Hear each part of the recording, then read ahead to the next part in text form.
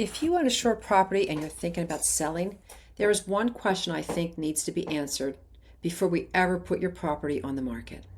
What exactly are we selling? And I don't mean 2 bedrooms, 2 baths, parking, and proximity to the beach. I'm talking about everything that may come along with that property, especially if you have summer rentals already booked. Do we finish the rental season and settle afterward? Do those rentals transfer to the new owner? What happens to the money that's already been collected? And what does the buyer actually expect to receive when they purchase the property? Those details need to be spelled out in black and white, because real estate is not rocket science. But by God, it is serious business. I've been selling real estate at the Jersey Shore for a long time. And the longer I do, the more I've come to realize that the numbers are only one small piece of the story. Ventnor, Margate, Atlantic City, these aren't just dots on a market report to me. They're communities. They're places where families come back year after year, where the kids grow up going to the same beach, where grandparents get to watch another generation fall in love with the shore like they once did. And as a wife, a mother, a grandmother, a friend, and yes, a real estate agent, I understand that sometimes deciding to sell a short property is about a lot more than whether the market says it's a good time. Sometimes life simply changes. And when it does, my job is to help you understand the moving parts so that you can make the right decision that's right for you.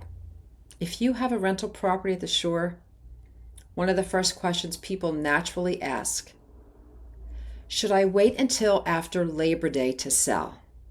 Maybe, but I wouldn't make that decision simply because Labor Day is sitting on the calendar.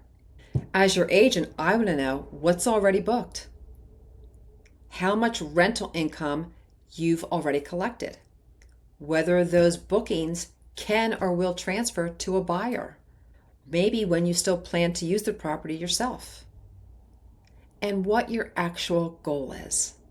Are you hoping to be completely finished with the property at the end of the season? Would selling sooner make life easier? These are things we have to think about. Would you prefer to collect the rest of the summer income first? There isn't one answer that works for every shore owner. Here's one option. It's very straightforward. Finish the rental season out. Bam, done. Honor the rentals already booked.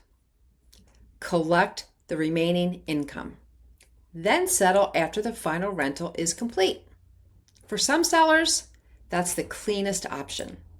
The buyer knows they're receiving the property without a summer lease attached. The seller gets to finish the season they already planned. Win-win. That may make perfect sense, but it isn't automatically the best answer, simply because we've always thought of Labor Day as the finish line. The other option is selling while rentals are still on the calendar.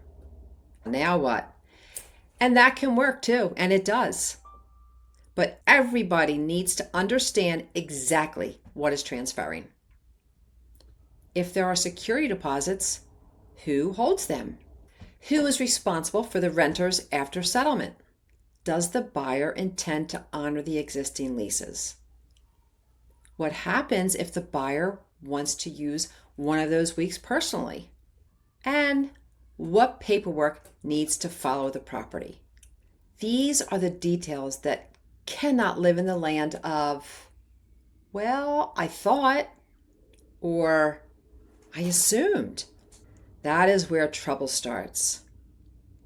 If something transfers with the property, let's identify it. If money needs to be credited, let's calculate it. If the buyer is taking over an obligation, let's put it in writing. And rentals aren't the only thing. Sure, properties are often sold with furniture. Maybe the dishes and the beach chairs stay. Maybe the bikes don't. Or maybe the artwork goes home with the seller because, heck, they've been there for over 20 years and that is their family history. Maybe there is storage space, a garage, assigned parking, a condo association, or items shared between the units. Again, none of this is terribly complicated. That's what I mean when I say, before we list, let's decide exactly what we're selling. Not just the real estate, the whole picture. This is where I probably become a little old-fashioned. I like things spelled out. Who receives what? Who pays what? What conveys? What doesn't? What rentals remain? What money has already been collected? What does the buyer take responsibility for? Let's get it out of our heads and onto paper. It protects you. Because when money, contracts, rental obligations, and someone's property are involved, assumptions can become expensive. And this is also where I think hiring a real estate attorney deserves serious consideration. As a New Jersey real estate agent, I can and will prepare the real estate contract using the forms available to us and help make sure the business terms we've discussed are reflected in the transaction. But I'm not your attorney and I'm not there to give you legal advice. Frankly, I'm not allowed. In New Jersey, buyers and sellers have the right to have an attorney review the contract. And when there are extra moving parts, existing rentals, money already collected, credits, personal property, or unusual obligations, that legal guidance can be especially valuable. An attorney can help make sure those responsibilities are clearly defined and the contract protects what you intend to protect. And if you do hire an attorney, that doesn't mean I step aside. Quite the opposite.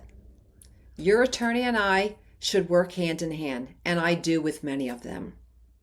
I handle the real estate side, keep the transaction moving, communicate what is happening, and make sure the practical pieces don't get lost. The attorney handles all the legal sides. And I get it. Calling an attorney can sometimes feel like getting into a cab and hearing the meter start ticking. We can talk about this even further. That's one more reason I believe in good communication. I don't want 3 people making 3 separate phone calls about the same thing, when one clear conversation can keep everybody on the same page. And I certainly don't want my seller finding out 3 days before closing that they understood something one way and the buyer understood it another. That's no good. Clarity up front makes the transaction much easier for everybody. And this is the part I think sometimes gets lost in real estate. Selling a sure property may make perfect financial sense and still be emotional. You may have rented it every summer for years, but you may also remember the weeks your own family spent there, the kids growing up, the grandkids coming down, walking back from the beach, sandy and tired, coffee and or a glass of wine on the front porch. A house can be an investment and still hold a lot of memories. Those 2 things aren't mutually exclusive. So if you're beginning to wonder whether it's time to sell, I really don't think the first conversation has to be, what's my house worth? I personally believe it can simply be this: what would selling look like for us? That's a much better place to begin. If you own a shore rental anywhere along the South Jersey shore and you're starting to think about selling, don't feel like you need to have every answer before we talk. That's what the discovery call conversation is for.